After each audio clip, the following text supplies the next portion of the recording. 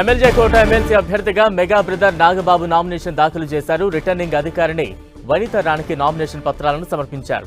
Nomination సందర్భంగా నాగబాబు అభ్యర్థిత్వాన్ని మంత్రి లోకేష్ బలపరిచారు. ఈ కార్యక్రమంలో లోకేష్, నాదెండ్ల, బొలిశెట్టి శ్రీనివాస్ పాల్గొన్నారు.